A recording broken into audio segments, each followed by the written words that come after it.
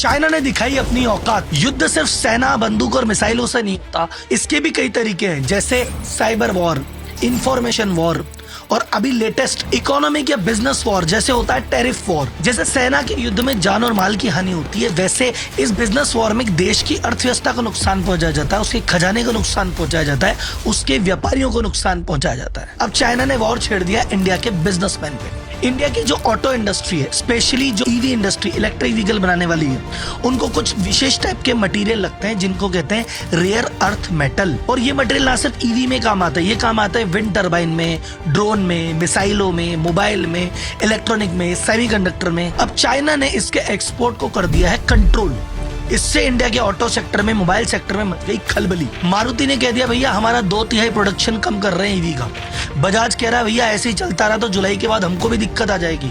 और बजाज ऑटो के सीनियर ने तो ये तक कहा है कि भैया ये तो पूरी ईवी इंडस्ट्री के लिए खतरा है, अगर ये मटेरियल नहीं देंगे तो कैसे काम चलेगा। इंडिया का मिशन है भैया क्लीन एनर्जी बनाना, सौर ऊर्जा बनाना, पवन ऊर्जा बनाना, इलेक्ट्रिक गाड़ी चलाना। ये पूरा मिशन भैया डिपेंड करता है रेयर अर्थ मेटल पे। और चाइना अगर देगा ही नहीं तो भैया सपना हमारा धरा रह जाएगा। और चाइना इसी बात का फायदा उठा रहा है। तो सबसे पहले अपन ये देखते हैं कि रेयर अर्थ मेटल होते क्या है, इनका उपयोग क्या है, चाइना के इस सेक्टर में मोनोपोली क्यों है, क्या मटेरियल हम खुद नहीं बना सकते, और अगर बना सकते हैं तो उसमें दिक्कतें क्या है, और इस स्थिति में जब चाइना ने हमारे हाथ बांध दिए हैं तो सरकार इसके लिए क्या उपाय कर रही है। तो अगर आप ये जानना चाहते हैं कि दुनिया के लेवल में दादागिरी कैसे होती है तो ये वीडियो आपके लिए। आप जानना चाहते हैं एक देश दूसरे देश को कैसे कमजोर करता है, बिजनेस की लड़ाइयाँ कैसे लड़ी जाती है, तो ये वीडियो आपके लिए। अगर आपको देश की चिंता है, आप देश के भविष्य को लेकर चिंतित है, तो ये वीडियो आपके लिए। तो जनता जनार्दन की जय बोलते हैं और करते हैं वीडियो की शुरुआत।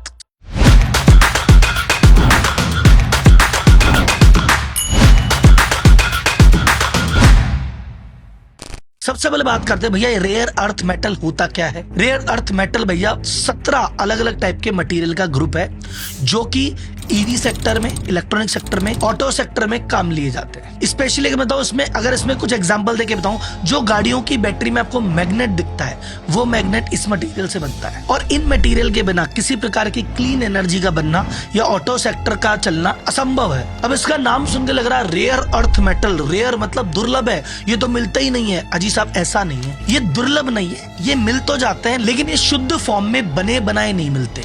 ये निकलते हैं माइनिंग से और होता है ये माइनिंग का बाय प्रोडक्ट। ऐसा समझ के चलो कि आपने माइनिंग करके 100 किलो मिट्टी निकाली, 100 किलो मिट्टी में ये 4-5 किलो रूप में मौजूद है। तो पहले तो माइन करके 100 किलो मटेरियल निकालो, उसमें से 5 किलो को अलग करो, फिर उसको रिफाइन करो, प्रोसेस करो, तब ये यूज लेने लायक बनते हैं। और ये प्रोसेस काफी मुश्किल भी है और काफी महंगा भी है। अब ऐसा मान के चलो कि आम कंपनी अगर इसको बनाने जाए तो 100 रुपए की चीज बनाने में 150 रुपए खर्चा आ जाए। इसलिए ये बहुतायत मात्रा में किसी भी देश या किसी भी कंपनी के पास है ही नहीं। इसीलिए कोई भी देश या कोई भी कंपनी इसके प्रोडक्शन में या रिफाइनिंग में पड़ता ही नहीं। अब आपके मन में सवाल आ रहा होगा, जब कोई नहीं करता तो भैया चाइना क्यों कर रहा है और चाइना इसका लीडर कैसे है। चाइना का दबदबा क्या है आपको इस फिगर से समझो। विश्व के 60% इन मेटल्स का प्रोडक्शन चाइना अकेला करता है, 90% प्रोसेसिंग कैपेसिटी अकेले चाइना के पास है और विश्व का 63% एक्सपोर्ट अकेला चाइना करता है। यानी चाइना इसकी पूरी सप्लाई भी कंट्रोल करता है, प्राइस भी कंट्रोल करता है। जब चाहे प्राइस बढ़ाए, जब चाहे प्राइस गिराए, जब चाहे किसी को दे, जब चाहे किसी को ना दे। अपना मुख्य टॉपिक तो यह है कि भैया इसने जो बैन लगाया उसकी वजह से हम पे क्या असर पड़ा और हम क्या करेंगे। लेकिन चाइना इसमें मोनोपोलिस्टिक लीडर बना कैसे, उसके पीछे क्या क्या फैक्टर थे। चाइना की डोमिनेंस का पहला कारण है उसके पास जो रिजर्व मौजूद है ऑलरेडी। उस रिजर्व के भाई साहब उसमें जो प्योरिटी की मात्रा है वो भी ज्यादा है और कुछ विशेष टाइप के ऐसे मेटल है जो वहीं मिलते हैं। जैसे मैंने आपको शुरुआत में समझाया था कि भैया 100 किलो अगर आप माइन करेंगे जाके 5 किलो के आसपास सामान निकलेगा, तो 5 किलो या उससे ज्यादा प्योरिटी की चीजें निकलती है चाइना में। बाकी जगह अगर एक्सप्लोर करते तो इतनी प्योरिटी नहीं है। वहां 100 किलो माइन करो, 1-2 किलो रेयर अर्थ निकलेगा। और कुछ होते हैं हैवी मेटल, कुछ होते हैं हल्के मेटल। चाइना में हैवी मेटल मिलते हैं जो कि सिर्फ चाइना में ही मिल रहे हैं, पहला कारण। सेकेंड आती है गवर्नमेंट पॉलिसी। गवर्नमेंट ने बहुत पहले इसको पहचान लिया था कि भैया ये ऐसी चीज है जिसमें हम डोमिनेंस हासिल कर सकते हैं। इनके थे डेन जाओपिंग। उन्होंने कहा था जैसे दुनिया तेल के लिए शेखों पे डिपेंड करती है वैसे एक दिन रेयर अर्थ के लिए हम पे डिपेंड करेगी, हम वो पावर बन के दिखाएंगे। ये उन्होंने 90s में प्रण ले लिया था। थर्ड सबसे बड़ा कारण है अर्ली मूवर एडवांटेज। जब 80s 90s में कोई सोच भी नहीं रहा था रेयर अर्थ नाम की कोई चीज होती है, ये कभी जीवन में काम भी आएगी, चाइना उस पर काम चालू कर चुका था। मैं कुछ आपको इंपॉर्टेंट इंसिडेंट्स बताता हूँ। इन्होंने 1980 में ही Chinese society of rare earth बना दी थी। 85 में उन्होंने Chinese rare earth information centre बना दिया, जिसमें जो रिसर्च कर रहे हैं उन लोगों को और जो उसको माइन कर रहे हैं उन लोगों को एक प्लेटफॉर्म पे लाए ताकि दोनों एक दूसरे की मदद कर सके। अब शुरुआत में भैया रिजर्व तो थे, लेकिन प्रोसेस करना नहीं आता था, फैक्ट्रियां नहीं थी, बनाना नहीं आता था, नॉलेज नहीं थी, कोई दिक्कत नहीं। 79 में जापानीज कंपनी के साथ टाइप कर लिया, 89 में अमेरिका के साथ टाइप कर लिया कि नहीं जी अपन ज्वाइंट वेंचर कर लेते हैं, आप एक काम करो, कर लो अपन दोनों भाई भाई भाई भाई।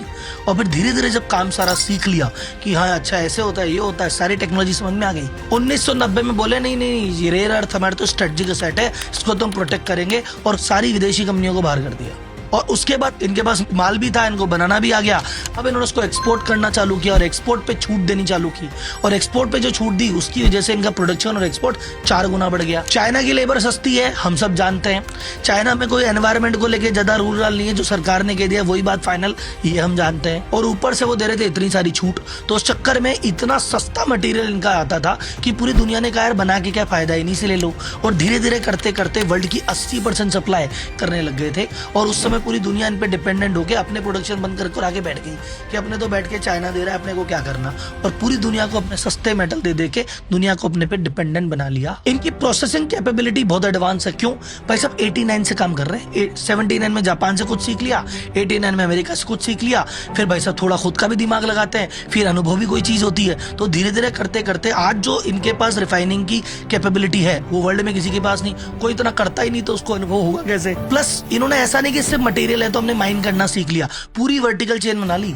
रेयर अर्थ भी हमारे पास है, माइनिंग में भी एक्सपर्टीज, फिर रिफाइनिंग में एक्सपर्टीज, फिर मैन्युफैक्चरिंग में एक्सपर्टीज, हर एक चेन के एक एक पॉइंट पे एक्सपर्टीज हो गई। तो कोई देश हो सकता है कि कोई देश इनसे माइनिंग में ठीक कर ले, कोई देश रिफाइनिंग में ठीक कर ले, पर पूरे इकोसिस्टम में चाइना जैसा कोई नहीं। ना सिर्फ चाइना खुद के यहाँ के रिजर्व को एक्सप्लोर कर रहा है, उसने दूसरे देशों में भी लॉन्ग टर्म लीज ले रखी है 100-100 साल की।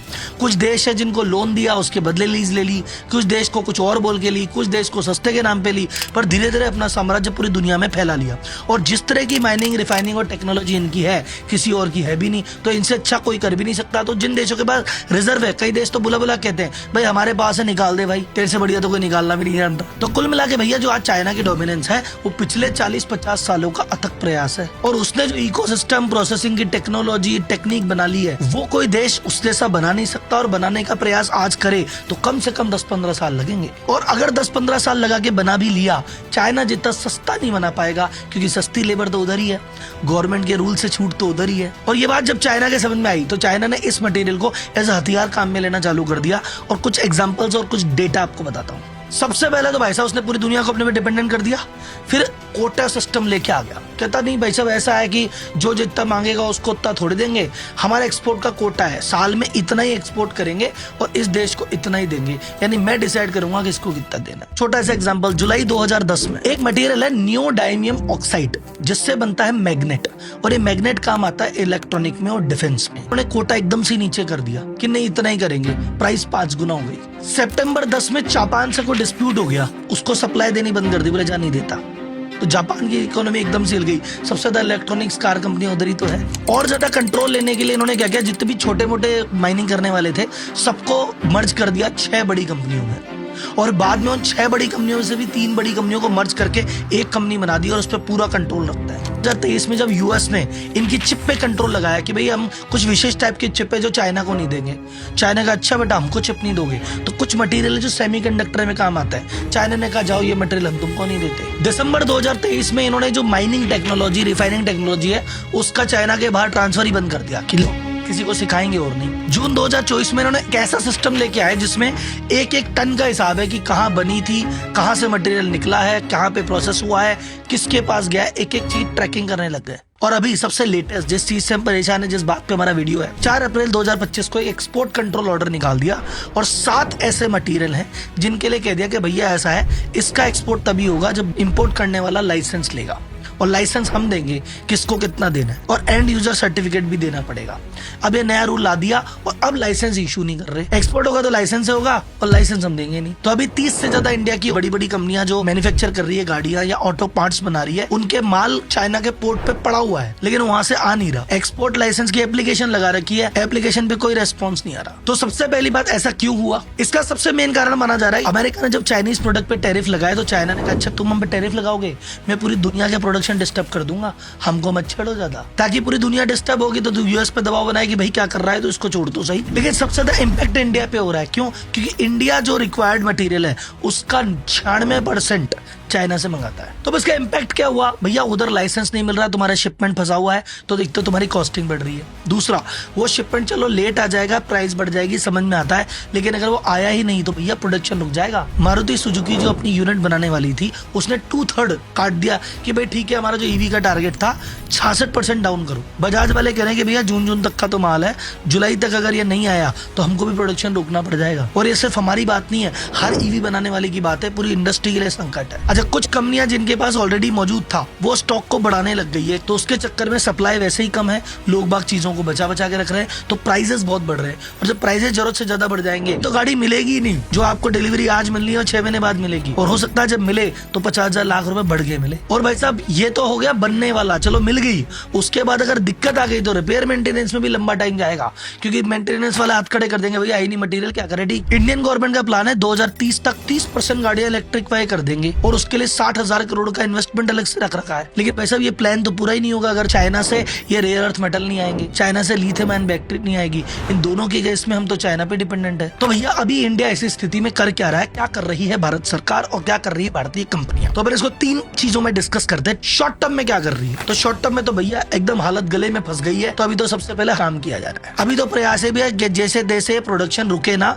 ये जुलाई आने से पहले लाइसेंस मिल जाए, थोड़ा बहुत माल तो आए, थोड़ा कम आए पर आए, फैक्ट्रियां बंद नहीं होनी चाहिए। जो कि बीजिंग में इंडियन एम्बेसी है वो प्रयास कर रही है, कॉमर्स मिनिस्टर प्रयास कर रहे हैं, डिप्लोमेटिक और कमर्शियल लेवल पे प्रयास हो रहा है। हमारे यहाँ से डेलीगेशन जा रहे हैं, वहाँ के डेलीगेशन से मंत्री से बातचीत कर रहे हैं कि भैया थोड़ा तो निकालो, कुछ तो करो। और अभी जिनके पास थोड़ा बहुत स्टॉक है वो उसको बचा बचा के चल रहे हैं।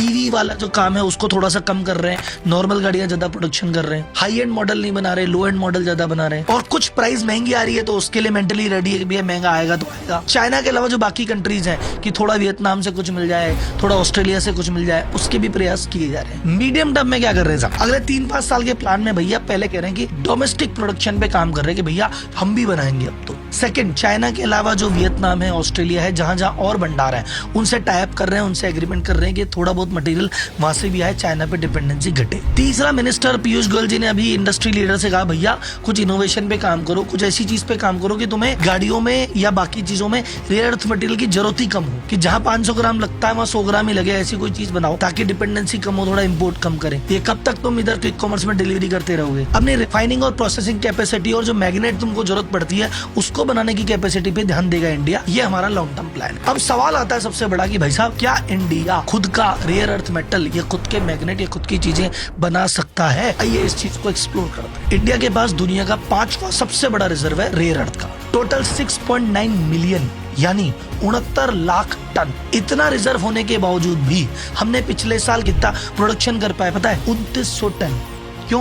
क्योंकि हमारे पास रिफाइनिंग कैपेसिटी नहीं है साहब, मैग्नेट मेकिंग की इंडस्ट्री नहीं है साहब हमारे पास। दुनिया का 6% रिजर्व लेके बैठे हैं पर दुनिया का 1% प्रोडक्शन भी नहीं करते। क्यों नहीं करते साहब?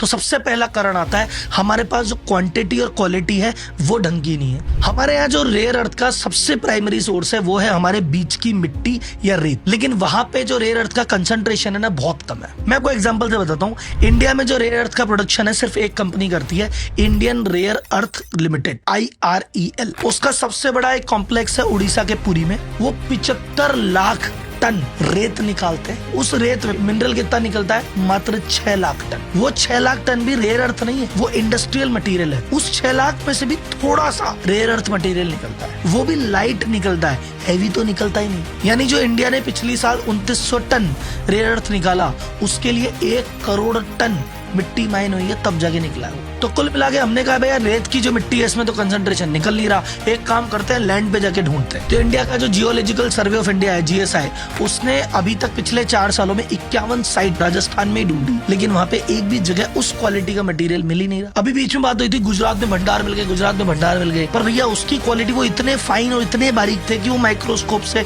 देखने पड़ते हैं, उसके स्ट्रक्चर के लिए विशेष टेक्नोलॉजी चाहिए और वो इतना निकलेगा भी नहीं। दूसरा, एक्सपर्टीज नहीं। मैंने कहा सिर्फ एक ही कंपनी निकालती है IREL, तो उसका मेन काम है इंडस्ट्रियल मटेरियल निकालना, उसमें से rare earth as a by product निकलता है। पूरे फोकस के साथ वो काम नहीं करते। अभी गवर्नमेंट प्लान कर रही है कि 1000 करोड़ का इंसेंटिव देते हैं, उनको कहते हैं इंडिया में एक प्लांट लगाओ जो कि 1500 टन रेयर अर्थ मैग्नेट बनाया। इंडिया की डिमांड है 30,000 टन की, 30,000 टन की डिमांड है। पूरी जान लगा के भी कितना बनाया, 1500 टन, यानी घर में 5% भी पूरा नहीं होगा। तीसरी चीज सबसे इंपॉर्टेंट और आती है पैसा। भाई पहली बात तो मटेरियल है नहीं, मुश्किल है। दूसरा एक्सपर्टीज नहीं है। तीसरा चलो जैसे तैसे मटेरियल ढूंढ के एक्सपर्टीज लगा के निकाल भी लेंगे, कॉस्टिंग नहीं पड़ता खाएगा साहब। मैं छोटा सा एग्जांपल देता हूँ। पिछली बार हमने 53,700 टन मैग्नेट इंपोर्ट किया। टोटल हमारा खर्चा आया 1784 करोड़, यानी मोटा मोटी होता है 3.25 लाख रुपए पर किलो। तो इतने रुपए में तो हम खरीद लेते हैं, और हम कह रहे हैं कि 1500 टन बनाने के लिए हम 1000 करोड़ रुपए खर्च करने की बात कर रहे हैं। सोचो क्या कॉस्टिंग आ रही है, कितना सस्ता चाइना बना के दे रहा है। इस कॉस्ट को कैसे कम्पीट करेंगे? जब तक हम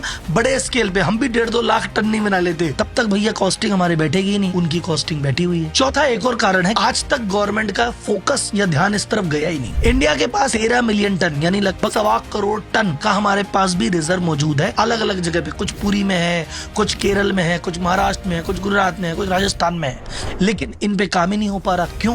बहुत सारे कारण है। पहला, हमारे पास ले देखिए कंपनी एक है IREL, उसको ज्यादा पावर नहीं दे रखी, और उसके बाद जो पुरानी साइट है उस पे माइन करी जा रही है, नई साइट ही उसको अलॉट नहीं हो रही। क्यों अलॉट नहीं हो रही? पहली बात, हम एनवायरनमेंट का ध्यान रखने वाले लोग हैं, एनवायरनमेंट की क्लियरेंस नहीं मिल रही। फिर जो कोस्टल एरिया है, जो समुद्री तट है, वहां के अलग रूल है, उसकी क्लियरेंस लेनी पड़ती है। फिर फॉरेस्ट की क्लियरेंस लेनी पड़ती है, फिर जनता से क्लियरेंस लेनी पड़ती है, क्योंकि जहाँ माइनिंग होती है वहाँ कोई गाँव है, हमारे इतने लोग हैं, कहीं ना कहीं लोग बसे हुए हैं, वो धरने प्रदर्शन चालू हो जाते हैं। डेमोक्रेसी है, तो आदमी करे भाई, करे तो क्या करे यार। तू कुछ नहीं कर सकता, मैं कुछ नहीं कर सकता, मैं कुछ नहीं कर सकता। हमें बता दो मैं क्या कर सकता हूँ। मैं